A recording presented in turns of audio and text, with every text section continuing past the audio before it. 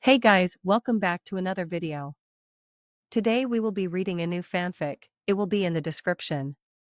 This will be chapter 1 and 2, feel free to read along. This will be about how Izuku returns to a noble Japan after being a mercenary for some time and meets a female Shoto Todoroki. In Lee's experience, there weren't many places in San Francisco more dangerous than the Mercy Bar. Of course, the name was a lie, or perhaps just a bit of a play on words. What the place really was the Mercenary Bar. Every one of the meanest, deadliest soldiers of fortune on the West Coast found their way there, eventually. Whenever they weren't out fighting in the thousand little skirmishes between paramilitaries, gangs, governments, and regular old psychopaths that were a fact of life in the rotting corpse of what had once been the United States of America, they were here, spending their paychecks on booze and, more likely than not, side-eyeing last week's mortal enemy doing the same across the room. Not that they fought here, Mercy's was neutral ground, and any mercenary who violated that was liable to be banned from the premises or, more likely, be found 6 weeks later at the bottom of San Francisco Bay, body eaten down to the bone by scavengers. That was what Lee found most disturbing about mercenaries, compared to the gangsters and quirked psychos he'd grown up with. They could trade jokes with a man they'd been trying to butcher the day before, could toast the memory of a fallen colleague who they themselves had killed without a moment's hesitation. Something happened to a man when he fought for money, he sold his soul, too. Not that Lee voiced those thoughts as he pushed open the door. That didn't matter, though. At least one of the mercenaries could probably read minds. Quirks may not have been the only source of power in the world or hoarded so jealously here like those backwards noble fuckers back home in Japan, but scary things happened when the right man had the right quirk. Scary things, and legends, too. Legends like the one Lee was meeting here, tonight. Lee didn't look around too much as he entered the bar, best to avoid making too much of a production out of this. Instead, he headed straight towards the counter, and the stoic, powerfully built woman behind it. "Welcome to Mercy's Bar," the woman said tonelessly as Lee approached, not even looking up. "What can I do for ya?" Lee swallowed heavily. "Is Titan around?" he asked, forcing his voice to stay even. Mercy paused. Setting down the glass she'd been cleaning, she looked Lee over, taking his measure. Lee held firm. He may have been a glorified runner for the post office, but he'd grown up in San Francisco. He knew the rules in places like this. He knew how to communicate how utterly, deadly serious you were. He wouldn't have accepted the job if he didn't. With a mild hint of disdain in her voice, Mercy said, "If you're looking to hire, I wouldn't suggest Titan. Outta your price range, I'd say." Lee snorted. "Please, I ain't hiring," he said. Titan had achieved a rare and lucrative feat for a mercenary: name recognition. Everyone in San Francisco knew about Titan. And everyone who was in the market for mercenaries wanted him. More than one brewing war had been stopped because one side had found out the other had contracted his services. When regular folks on the street started telling stories about how you'd flattened 700 men in tanks and APCs at the request of a billionaire who'd taken offense to a government remnant trying to take over a refinery, or how you killed Stonesinger, the quirked tyrant of Portland, in single combat, you'd made it. And, of course, you'd never be safe again. Any idiot hungry for glory would have your name circled in red on their list of targets. Mercy's eyes narrowed. "Then why you want to meet him?" she asked. "Titan isn't the type to take social calls." Now that, Lee believed. He knew better than to trust the rumors, of course, but everyone did say that Titan was an intensely private man, not prone to the sort of raucous partying or idle drunkenness that characterized many mercenaries. Him and his team had a reputation for three things: discretion, efficiency, and absolute, utter ruthlessness. Nobody even knew where he'd come from, though there were plenty of guesses, most of them bullshit. Although, judging by the monogrammed stationery and ornate crest on the envelope now sitting in Lee's jacket pocket, a crest even he, a boy who hadn't seen Japan since the age of 6, recognized. It seemed Titan's origins were a lot more outlandish than anyone had ever imagined. Looking Mercy in the eye, Lee said, "I've got a message for him." Mercy raised an eyebrow. "What kind of message?" she asked. Lee sighed. "The kind they don't pay me enough to ask questions about," he answered. Mercy looked skeptical for a moment, but finally nodded her head towards a booth in the far back corner of the bar. Make it quick, she advised. I wouldn't waste his time if I were you. Lee nodded, though he didn't need the advice. He had no intention of spending a second more than he had to in Titan's presence. He made his way towards the booth Mercy had indicated as quickly as possible, fingers clutched around the envelope in his pocket. As he approached, the occupants of the booth slowly turned their gazes to him. Lee took them in, trying to steel his nerves. There was a short, brown-haired woman with a bottle of strong-looking alcohol clutched in one hand. She looked up at him for a moment, then snorted dismissively and turned back to her companion, a man with spiky blonde hair and a thick cigar in his mouth. His unnerving red eyes never left Lee's. The third and final man, though, was the one who sent a chill down Lee's spine. He was built like a Greek god, massively built without seeming obscene or over-muscled. He must have been at least 6.5 feet tall, and so perfectly proportioned artists would have wept to see him. Every line of his body practically strained with power, every motion was a study in masterful control, every errant twitch threatened to shatter concrete. Scars twisted their way across his hands and arms, and one or two crept onto his face, thin, white things like knife blades that turned features that would have been boyish into something darker. Lee gulped as the man turned to him, his green eyes fixing firmly in Lee's face. Green eyes. Curly green hair. Body like a literal titan. This was him, all right. Lee took a deep breath. You Izuku Midoriya? He asked. Those green eyes widened in surprise, then narrowed suspiciously. Where did you learn that name? Titan demanded. His voice was low, yet melodic. Once again, he was a contrast, a bright voice that was heavy with danger. Rather than explain, Lee drew the envelope from his pocket and laid it on the table, pushing it towards the mercenary.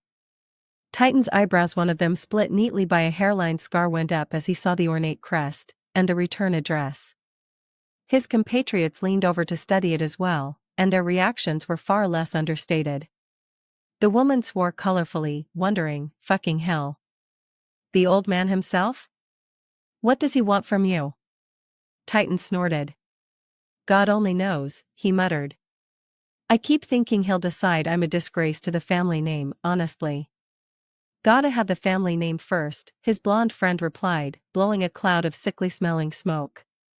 When his comment earned him a swat on the ear from the woman, he merely shrugged and leaned back in his seat. Titan didn't respond beyond an agreeing snort. He merely nodded to Lee, then opened the envelope. The wax seal tore cleanly, and the letter that slid out was swiftly unfolded. Whatever it contained, Lee would never know. He was already making for the door, relieved to have made it out alive and unscathed. Behind him, Izuku Midoriya sucked in a sudden, shocked breath. To my son. I hope this letter finds you well. From all reports, it seems that you have made quite the name for yourself. Unfortunately, things here can no longer continue to withstand your absence. My health continues to decline, and though I intend to live many years yet, my house finds itself in need of its heir. I wish it hadn't come to this. You and I both know why you left, and I allowed it because I understood that it was what you needed to do, to come into your own and become the man I knew you could be. But now it is time to come home, and take your place as heir. I know you do not relish the duties that will come along with it, or the hostile reception you will certainly face from your peers, but these are the responsibilities that come with power, and you can no longer run from them. Come home, young Midoriya. Your mother misses you. Sincerely, Lord Yagi Tashinori. Izuku stared down at the letter for what felt like an eternity, fists clenching as memories ran through his head. It had been 7 years since he'd left. It felt like more like a lifetime. He had thought he would be ready, when the time came, to face it all again. He wasn't. Not even close. But in his bones, he knew the letter was right even if it felt like a jail cell swinging closed around him. Well, fuck, he swore, looking up at his friends. Looks like we're going home. No sooner had House Yagi's private jet landed on the tarmac at Haneda Airport than Izuku was striding down its ramp, eager for the 12-hour flight to finally be over. He made it perhaps a dozen steps from the bottom of the ramp before the madness of it all brought him to a halt. He stared out at the distant Tokyo skyline, finding himself lost in thought all over again. He'd left this place 8 years ago as a timid, awkward boy, fleeing a world where he was unwelcome and unwanted. Now, he was returning a man, though he'd be lying if he wasn't still awkward, beneath the rippling muscle and the scars and the power. Would he still be unwelcome, as well? Before Izuku could sink deeper into his dark thoughts, he was distracted by footsteps behind him. A rough, coarse voice said, 8 years, and this place is just as much of a shithole as when we left. Izuku half turned to see Katsuki Bakugo, his oldest friend and biggest headache, stepping up beside him. His red eyes were dark and distant, staring out over the Tokyo skyline, his lips thin and his jaw jutting and tense. He looked like he was tempted to spit on the ground. That's unfair, Izuku managed to reply. Katsuki raised an eyebrow. To shitholes? He asked. Yeah, probably. Izuku couldn't stop the snort of amusement that escaped his nostrils at that. It's not all bad, he protested nevertheless. Katsuki eyed him. Easy for you to say, he retorted. You're headed to a fucking mansion. Izuku didn't have a retort to that. Katsuki was right, after all. It still felt insane to him, at times. He and Katsuki had grown up more or less the same, poor, forgotten, unremarkable. Well, Katsuki hadn't been. He'd had a quirk, after all, and a strong one at that. While that meant he'd had better prospects in life, half the house guards in the country had tried to recruit him into their ranks. It also meant a much, much more dangerous level of scrutiny, and an inborn arrogance to him that Izuku had, admittedly, taken considerable pleasure in beating out of him over the years. And now, here he was, adopted son of the most powerful man in Japan, with a quirk and a title and a reputation, going home to a mansion. While Katsuki's parents lived in the same small, unassuming house they always had, in the same neighborhood they'd grown up in, while he hadn't been in Japan since he'd left alongside Izuku as a teenager. Funny, the way their paths had diverged so wildly, and still, here they were, side by side. What do you think you'll do? Izuku asked. Katsuki shrugged. Haven't decided yet, he grunted. My folks'll probably get pissed if I don't drop by at some point, though. Might take Round Cheeks with me, she hasn't been to Japan in years. Not sure she's got anywhere else to go. Izuku nodded thoughtfully. Unlike the two of them, who had grown up adjacent to nobility, if far beneath them, Ochako hadn't so much as seen a noble before meeting Izuku, if he even counted. She'd become a mercenary mostly to support her family, not that that had worked out, in the end. All of them had some skeletons in their closets, some of them tended to rattle more than the others. Careful there, Izuku teased, forcing his mind into happier topics. Sounds to me like you're going soft. Katsuki simply raised an eyebrow at that. Fuck off, he replied, not even moving a muscle, the faintest ghost of a smile on his face. A moment later, Izuku was struck by a sudden, concerning thought. Where is Ochako, anyway? He asked, worried and not without reason. When Ochako Uraraka went missing, things tended to, well, explode. Katsuki chuckled. Arguing with the pilots, I'm pretty sure, he replied. She wants to collect her, cargo. Izuku began to nod, then froze. Slowly, he worked through the possibilities of what that could mean. It didn't take him long. Of course there was really only one thing it could be, after all. I thought I told her she couldn't bring them, he groaned. You did, Katsuki replied, rather unhelpfully. She just didn't listen. Izuku put a hand to his temple, trying to massage away his sudden headache.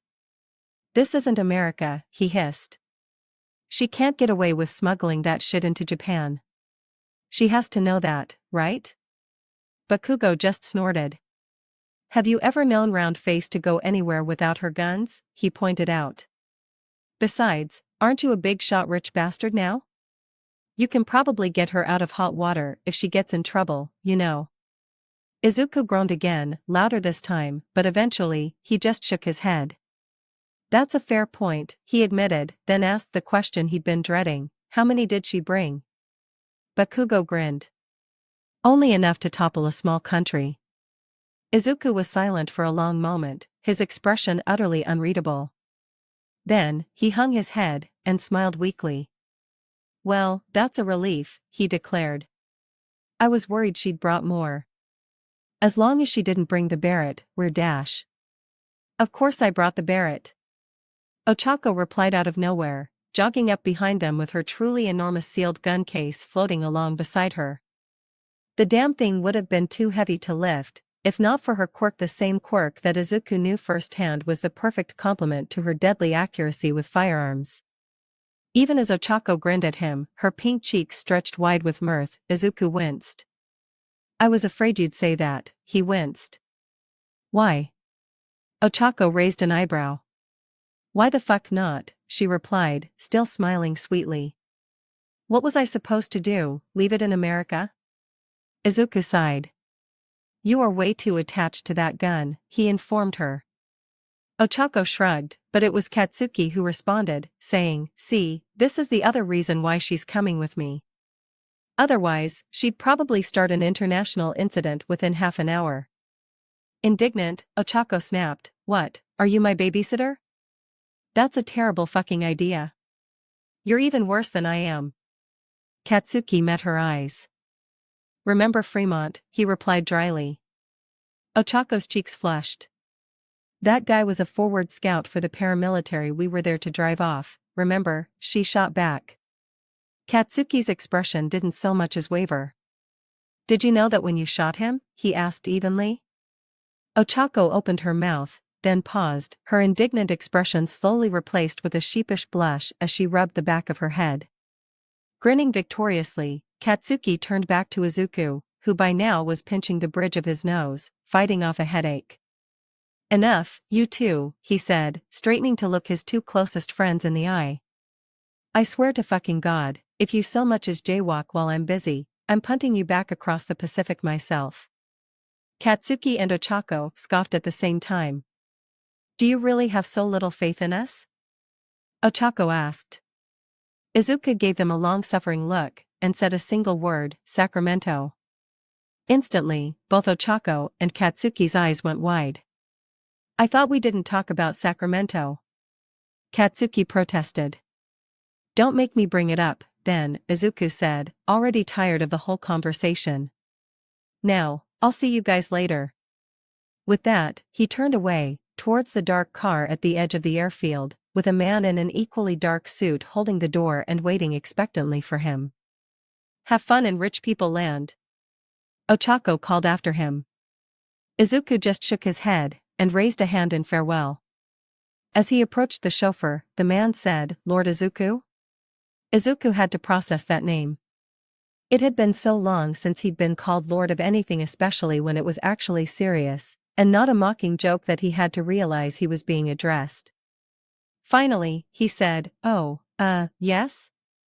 The chauffeur showed no emotion, yet Izuku still imagined he felt the man's disapproval as he said, your father is awaiting your arrival. He is very eager to see you. Izuku nodded, not an hour back in Japan, and he was already exhausted. Then by all means, he said quietly. Let's go home. The first thing Izuku felt when he laid eyes on the Yagi mansion for the first time in 7 years was, as it had always been, awe. It was an imposing building, sprawling and stately, with beautiful rolling grounds stretching out in every direction, a country estate unparalleled in its magnificence. As the car pulled into the gravel driveway, Izuku found himself staring up at the brick and marble facade, feeling like a 15-year-old boy again. It didn't quite feel like he was home.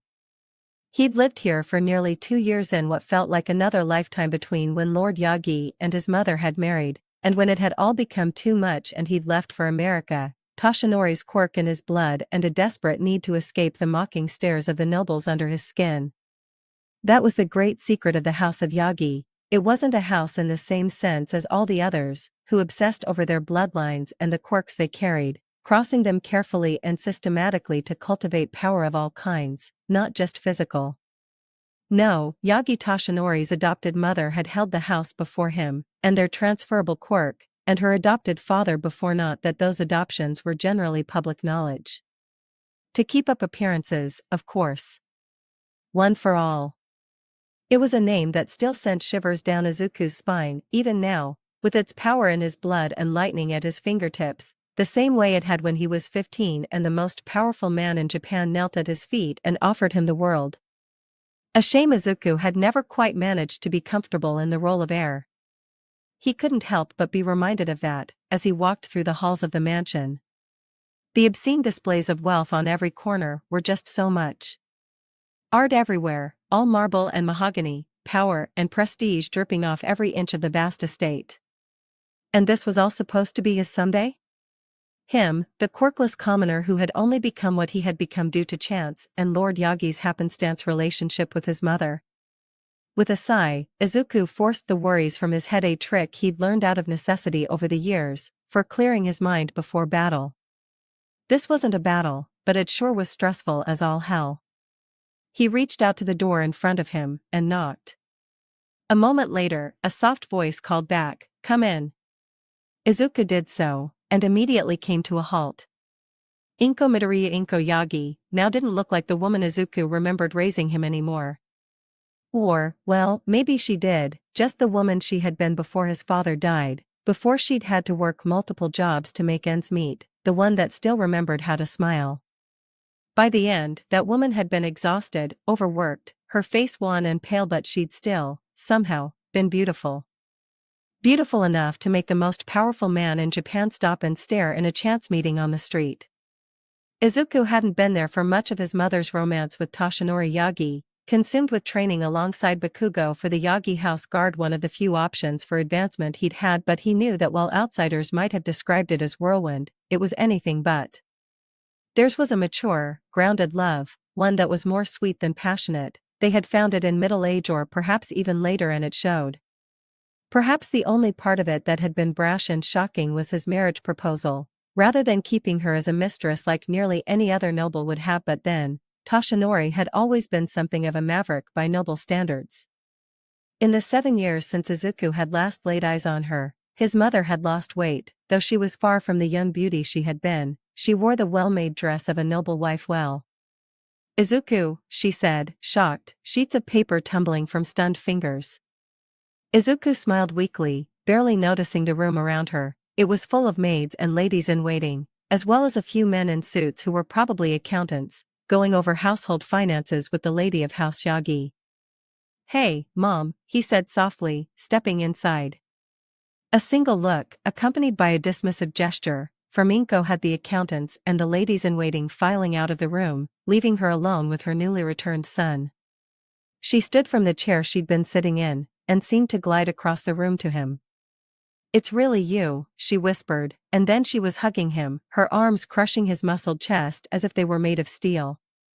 Despite being nearly half a foot taller than his mother, and much bigger and stronger than he had been the last time he had seen her, Izuku felt his lungs scream under the force of Inko's hug. He returned it almost reflexively, feeling his eyes water. "My son," Inko sobbed, unleashing the legendary Midoriya tears and staining the front of Izuku's jacket, "you're finally home." In the end, Izuku found himself dragged into having tea with his mother. "God, look at how much you've grown," Inko gushed, beaming like the sun. "I always knew you'd be a late bloomer, but still." Izuku smiled weakly at that. "I guess so," he agreed. For a moment, the two of them hesitated, and silence, awkward and stilted, filled the air. Then, Inko spoke again. "Have you had the chance to look around since you've gotten back?" "Not much," Izuku admitted, smiling weakly. "Honestly, every time I do, I feel like I'm in a museum." As Inko laughed, before once more beginning to speak, Izuku found himself half listening as he stirred his tea absent-mindedly. Seeing his mother again was far from a bad experience. He'd missed her sorely these last 7 years, but even so, he couldn't help but feel as though something was missing. Inko had seemingly adjusted quite well from being a single working mother to the life of a powerful noblewoman, bearing the changes with grace and strength Izuku had always known she'd had, but still found himself stunned to see on such full display. His mother was still the same woman she'd always been, still tender and loving, and deeply caring beneath it all. But even so, the conversation felt off. And Izuku knew why. Every time they tiptoed near the subject of Izuku's absence, of what he'd been doing in America, Inko's eyes flared with poorly hidden alarm, and she abruptly changed the subject again, even if that required blathering on about dresses or gardening or other mundane things. She seemed desperate to pretend it had never happened, that her only son hadn't vanished for 7 years and come back half a stranger, with scars on his face and darkness in his eyes, that they were merely catching up over tea rather than reuniting after the longest they'd ever been separated. And beneath it all, Izuku saw pain and fear, in his mother's eyes fear that she'd somehow drive him away again. He understood immediately. Inko blamed herself for him leaving in the first place. She thought she'd driven him to it. He couldn't even argue, couldn't even console her, because, well, she had. Not intentionally, of course. But the ease with which Inko had accepted the change in her life, how she'd somehow borne the abrupt elevation in her status as if it wasn't something out of an impossible fairy tale, had not been Izuku's experience. Perhaps it had been his age, or his awkwardness, or just some sort of deep-seated, simmering anger under his skin, but he had not taken to the life of a noble heir anywhere near as well as Inko had to the life of a noble woman. Seeing her thrive, as the weight of expectations and mockery and the constant feeling of failure and inadequacy piled up on him. Toshinori, finally entrusting Izuku with the secret of One for All, and the training to use it properly, had been a godsend. It had finally given him the power, and the reason, to do what he desperately needed to do. For the sake of his own sanity, he'd left. And now, sitting in a too-clean room in a too-large mansion with the mother he loved so dearly, he remembered why he'd done it. At last, it was too much. When the conversation lulled once more, Izuku took the opportunity to sigh regretfully and set down his half-drained cup. "I'm sorry to cut this short," he said, "but I really need to go talk to father. We've got a lot to discuss." Inko didn't even flinch, even though hearing Izuku call Toshinori father had to cause her pain. Hisashi had died in an accident many years prior. Izuku barely had any memories of the man. Even after a rocky start, Izuku had been very distrustful of Toshinori at first. Not that Toshinori had ever blamed him. The man had given Izuku his quirk, trained him well, entrusted him with everything. Was it any wonder Izuku had eventually begun to find himself calling Toshinori father? As far as Izuku was concerned, whatever his misgivings about nobility, no matter how unfit he felt to be heir to House Yagi, Toshinori had earned that much. "I'm sure you do." Inko agreed, too bright and chipper by half. "He'll be so happy to see you. Tell you what, we'll just finish this later." Izuku nodded, forcing himself to smile. "I'd love that," he said. Then, giving his mother one last hug, he left the room and made his way to Toshinori's study. The door was already partially open. A single light knock on the wood had Toshinori calling, "Come in." Izuku stepped inside, closing it behind him as he did, and for the first time in nearly 7 years, he laid eyes on Lord Toshinori Yagi, his stepfather. The years had, well, not been kind to him. The cane resting on his lap and the sickly thinness that had only grown more pronounced made that clear, though he'd not been strong even before Izuku had left. But even through the sunken cheeks and the pain obvious in every moment, Toshinori's presence filled the whole room. It was like a fire, warmth radiating out when he smiled. Izuku couldn't help but feel a gentle grin form on his own face, as he eased the door shut. "Hello, father," he said softly. Toshinori beamed. "My boy," he said, in a voice that still had shades of his once booming laugh. "God, you've grown so big. Come give this old man a hug, won't you?" Izuku did so. He tried not to think about the way Toshinori felt so light in his arms. Perhaps that was just the way he'd changed. Toshinori was a tall man, and Izuku had barely reached his chest even at the age of 16. Now, though, he was on par with Toshinori, and vastly broader and more muscular. He had changed, in America. Inside and out, for better, and for worse. He wondered how much of that Toshinori knew. Judging by the guarded look the older man got in his eyes as they flicked over Izuku's scars, perhaps it was more than Izuku had hoped. "Have you seen your mother yet?" Toshinori asked. "I hope you didn't try to hide from her." Izuku laughed. "Of course not," he replied. I know better.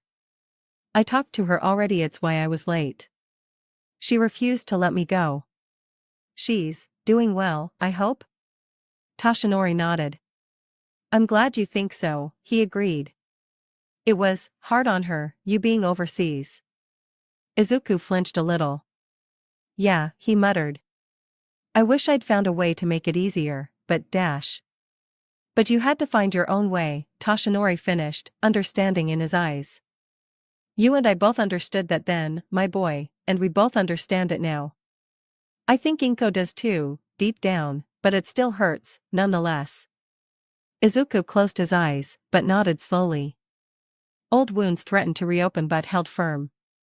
He and Toshinori did both know why he'd left. That was why Toshinori had allowed his only possible heir to become a mercenary, to put his life at risk to try and make something of himself. It had been that or being crushed by the weight of the changes in his life, by the laughing mockery of his new peers at the commoner suddenly raised to their world. Well, he had made something of himself, Izuku thought darkly. A legend. A killer. A force of nature like no other. He wondered if Toshinori was proud of the man his heir had become. Why did you call me back? Izuku asked, not harshly. He respected Toshinori too much for that, but certainly cutting to the chase. Toshinori recognized it too, and leaned back in his chair, his eyes no longer quite as warm. This was the other side of him, the side that was always planning, always calculating, always preparing. The side that Izuku could never understand, before he'd set foot in San Francisco. He understood it now. It was the true steel in Toshinori Yagi. My boy, he said, in a voice that was firm, but not unkind. You and I both know that I'm getting old. Izuku winced. Not that old, he muttered, barely loud enough for Toshinori to hear. Old enough, Toshinori shot back, that it's time for you to start taking your responsibilities as heir seriously. Izuku looked up, meeting Toshinori's eyes.